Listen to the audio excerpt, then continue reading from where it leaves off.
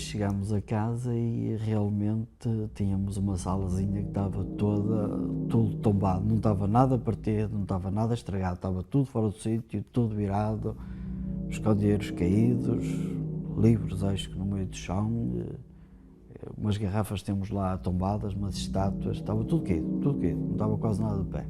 Eu entrei só, pá, isto aqui está uma confusão, diz ela, pois, eu já sabia, disseram-me que vinham fazer para aqui uma festa, para casa.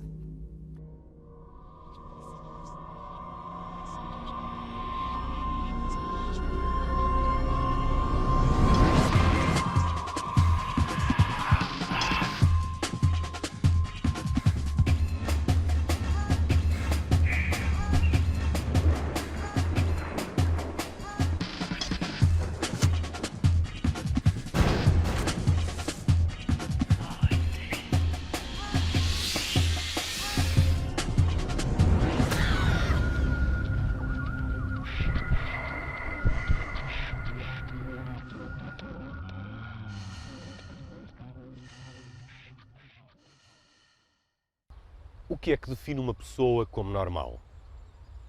Desde muito cedo, Maria La Salette aprendeu a viver com o facto de ser uma criança diferente das outras.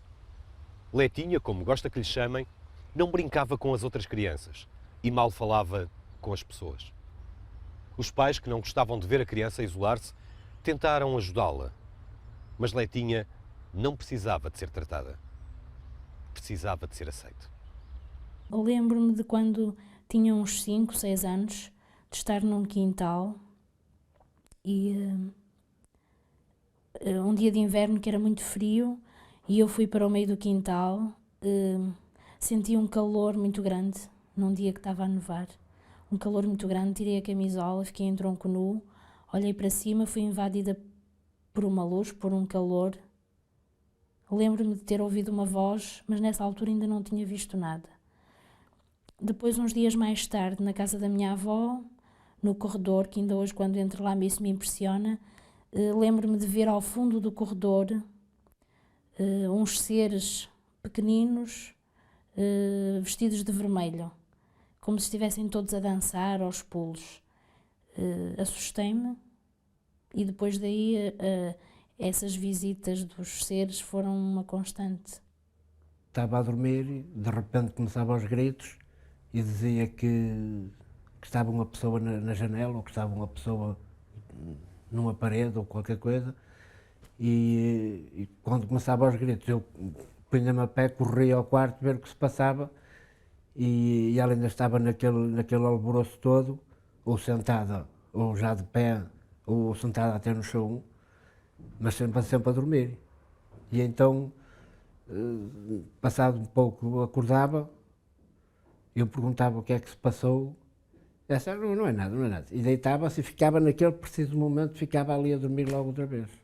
Uma determinada altura lá na Trofa, lá num sítio, que ela teve uma atitude muito estranha, saiu-me pelo carro fora em andamento, apesar do carro ir devagar, é lógico, mas saiu pelo carro fora em andamento e ficou estática a olhar para cima e eu saí fora e fiquei com um pouco de medo porque ela tinha os olhos, pareciam duas bolas de ping-pong, mas em vidro, muito brilhantes. Os olhos nunca vi assim aquilo. E sei que a arrastei para dentro do carro, tive que fazer força que ela estava estática, meti-a dentro do carro e tranquei a porta, ralhei, inclusive, com ela, porque não me estava a perceber bem do assunto, apesar de estar a ver já algo estranho. Meti-a dentro do carro, tranquei a porta, meti-me dentro do carro e arranquei. O Paulo começou a contar-lhe coisas mais estranhas. Esta era uma namorada bastante diferente daquelas que ele conhecia. Sim, começou a contar histórias, por exemplo, aquela em que ela saiu do carro em andamento, histórias do tipo dela gritar imenso à noite quando adormecia, histórias dela entrar em estado de transe. Cheguei a casa por volta das 2h30 da manhã. Abri a porta e ao passar ao lado do quarto dela, ouvi que ela que falava, que dizia qualquer coisa, mas quer dizer, não entendi o que ela dizia. E E então eu ia apertar a mão à porta e quando ela começou a gritar e eu abri a porta e deu-me a impressão que via assim um reflexo, assim meio esverdeado, assim em direção à janela, foi assim aquilo e ela precisamente naquele momento acordou. Eu pergunto-lhe o que era e ela, não é nada, não é nada. Quer dizer, nunca, mesmo que ela soubesse o que se estava a passar, nunca quis dizer. Então é assim, eu começo a seguir a luz verde. Não sei o que é que vejo pelo caminho. O caminho é longo e ao mesmo tempo é muito curto, é muito rápido. Eu chego lá, não sei se é no espaço, se é num sítio terreno. São abertas umas comportas que têm um símbolo. Esse símbolo é a identificação de que eu estou no sítio certo. A pessoa teria a memória de uma luz, às vezes a memória de um objeto, mas na maioria das vezes não tem nem a memória do objeto.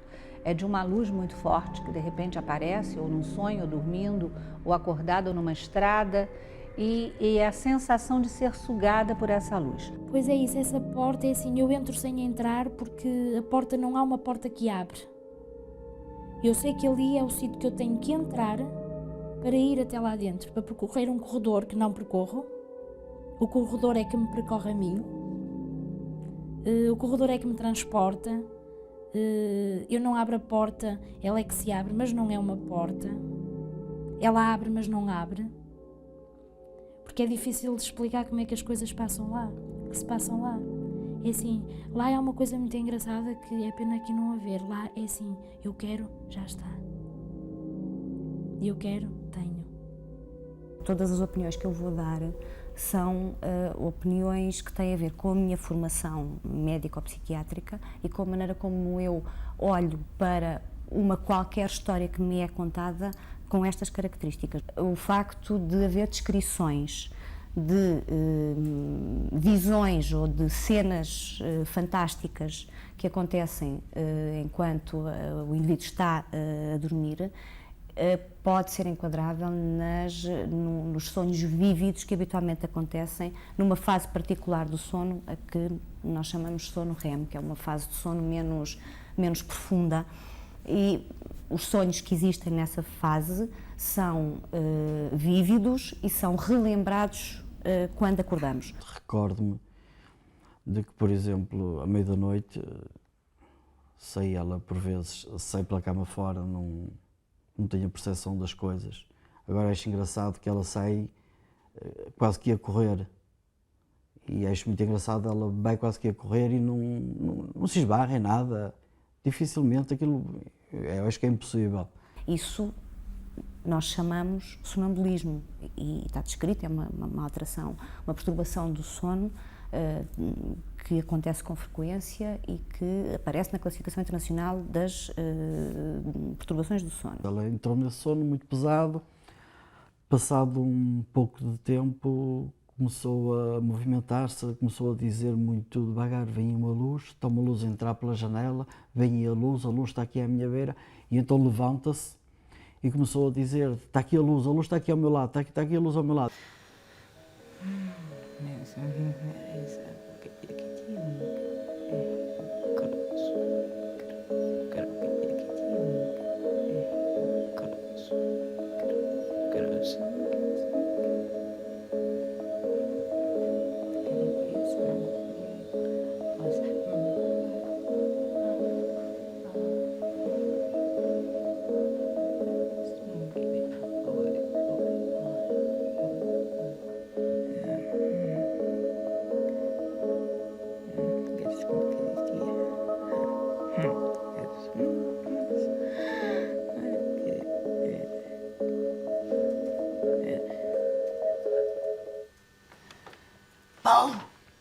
Paulo!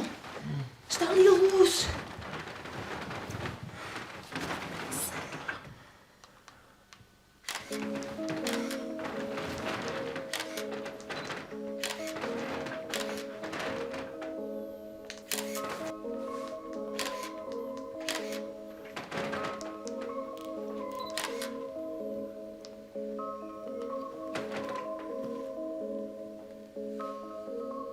chegaste?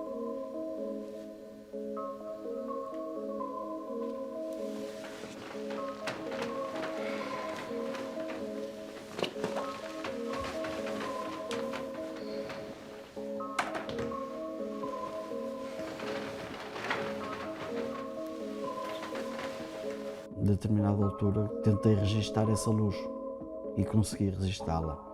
Bom, hoje em dia esta possibilidade de manipular a fotografia cresceu de uma maneira exponencial, porque a intervenção informática na imagem é quase sem limites. E, portanto, tudo o que se pretenda fazer concluir ou fazer provar através de uma fotografia tem que ser analisado de uma maneira muito cautelosa. Nesta que tem apenas um risco, poderia dizer-se que as costas da câmara foram inadvertidamente abertas, por exemplo, embora o risco, nessas circunstâncias, devesse ter uma configuração um bocadinho diferente, porque ele não atinge o topo da fotografia, só atinge, enfim, a parte de baixo, mas não o topo. A outra, que é uma forma que não está sequer desenhada, podia ser qualquer coisa, designadamente um dedo que estava à frente da objetiva, mas suficientemente, ou qualquer outro objeto que estava à frente da objetiva, mas suficientemente afastado para não ficar negro, mas também suficientemente próximo para não ficar com margens definidas, não é? Enfim, por aqui não se pode concluir exatamente nada do que terá dado origem a estas imagens.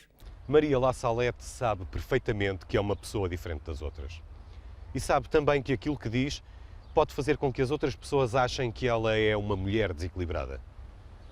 Mas Leitinha, apesar de poder esconder dos outros aquilo que vê, não o pode fazer de si própria. Por sua parte, só tem pena que nós não possamos ver o mundo que ela vê.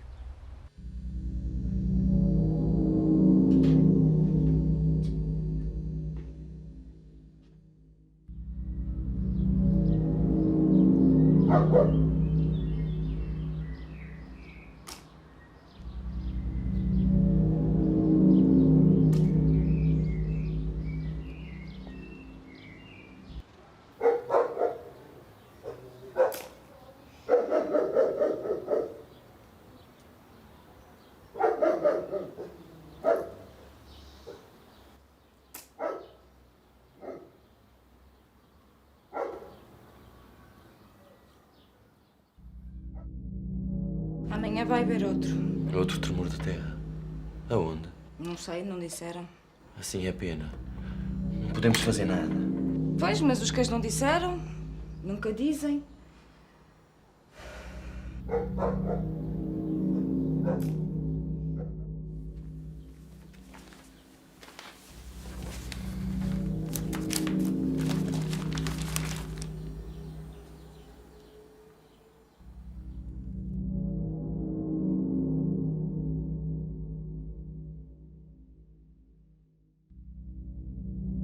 Chego-me ao pé da janela e olho pela janela e vejo as pessoas cá em baixo, as árvores, os carros, os incêndios, as explosões, os terremotos, tudo a acontecer ao mesmo tempo.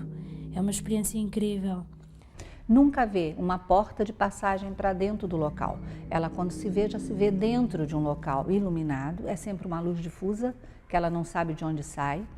Tem a presença de um ecrã enorme, que pode ser janela, em que muitas vezes vê fora e outras vezes são imagens projetadas. Esses seres que estão nessa sala é o Facalho, que é alto, magro, veste de preto.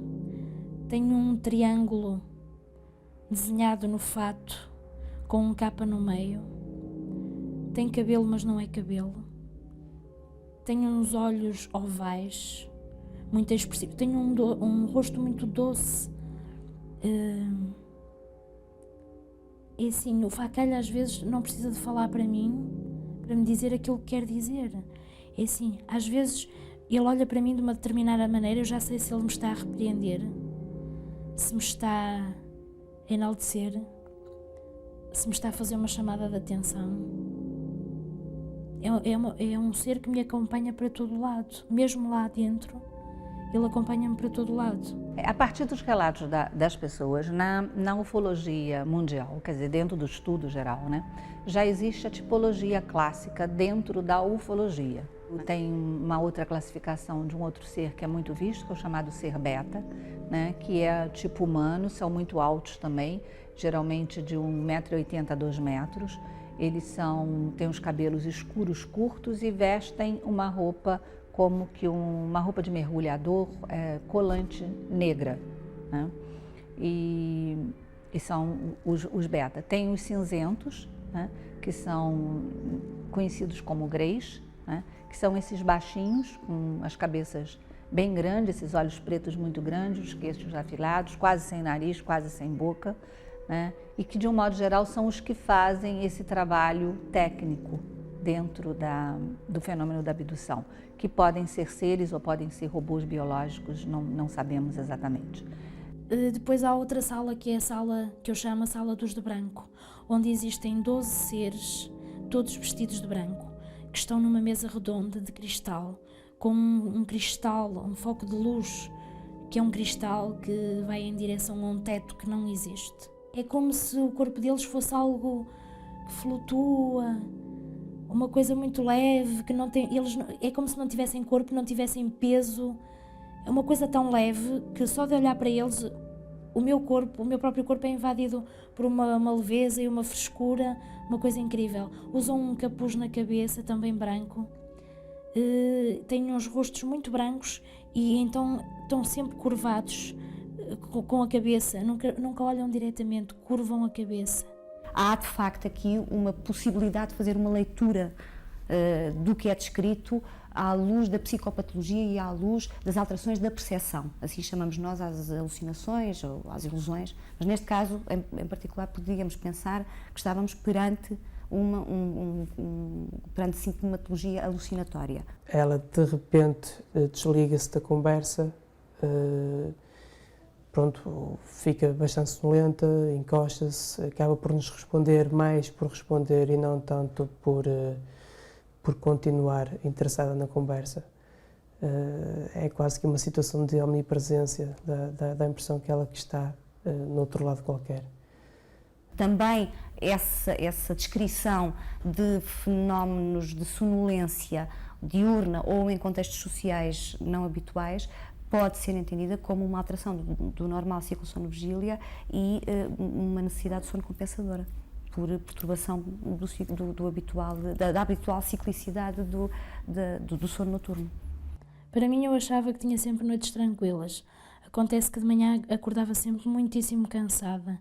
Não com sono, mas cansaço, um cansaço físico e mental. Será que tudo isto é produto de uma imaginação fértil e descontrolada? Talvez. O certo é que, visionária ou delirante, Letinha não está só. Intrigado com os fenómenos que povoam o universo da sua mulher, Paulo, que se definia como um cético crónico, lançou-se numa pesquisa profunda em busca de explicações. Agora, Paulo sente que está próximo de encontrar as respostas. Ela nunca se lembrou do que tinha feito. Isso até foi logo um ponto de discórdia entre nós, porque não me estava a entrar muito na cabeça o facto de ela ter feito o que fez e não se ter lembrado de nada, não me cabia isso na cabeça. Mas depois, com o passar do tempo, cheguei à conclusão que realmente ela não se lembra.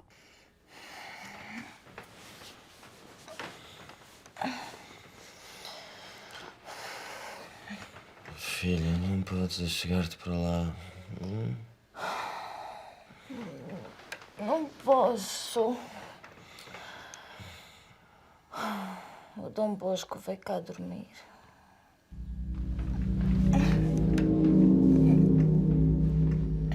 Ele está aqui.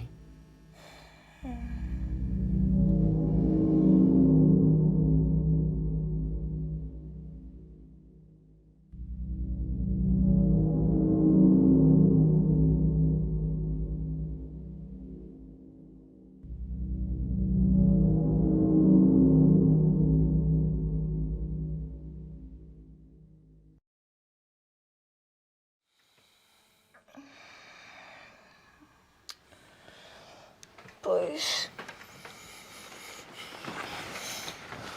Achas que Dom Bosco já está a abusar?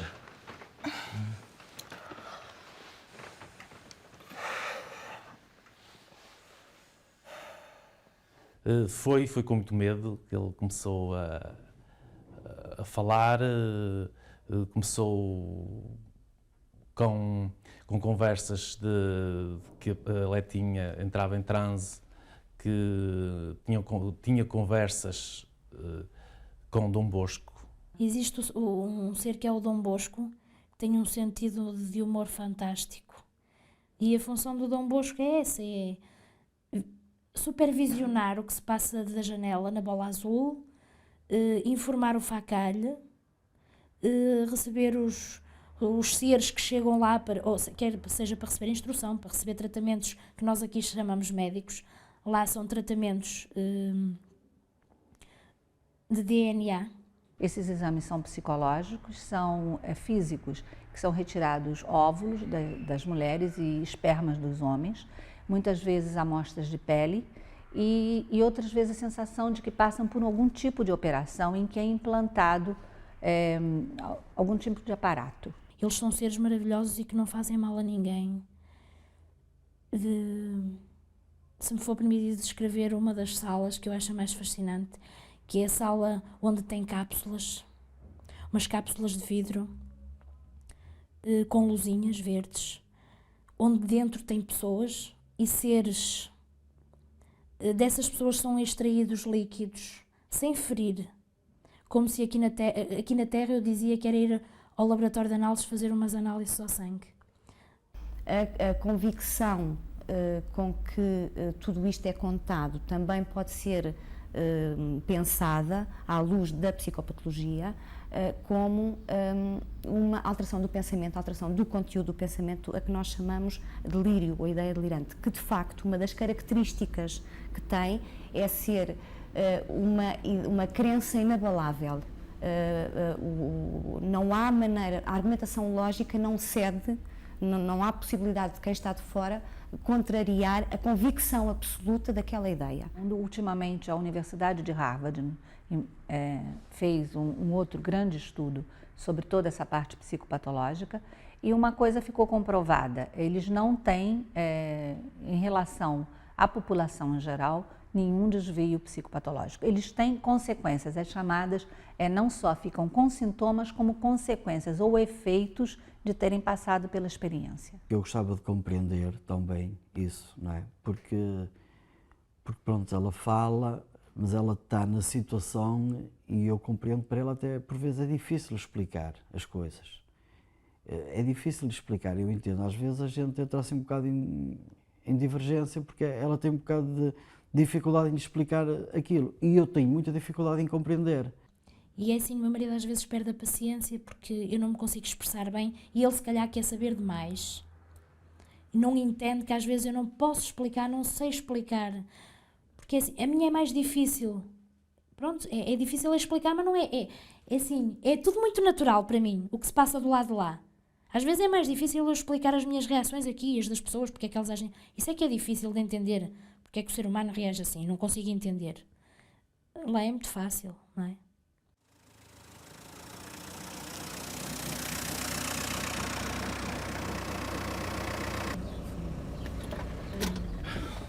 O que é que ele disse? Que tu só fumas palha. Palha. Essa é boa. Olha, o que ele havia de me dar era alguns daqueles charutos que ele fuma lá em cima. Isso sim. O Dom Bosco está mesmo a querer meter-se contigo. Diz que tu só fumas porcaria. Como é que ele sabe? Ele lá em cima não tem disto.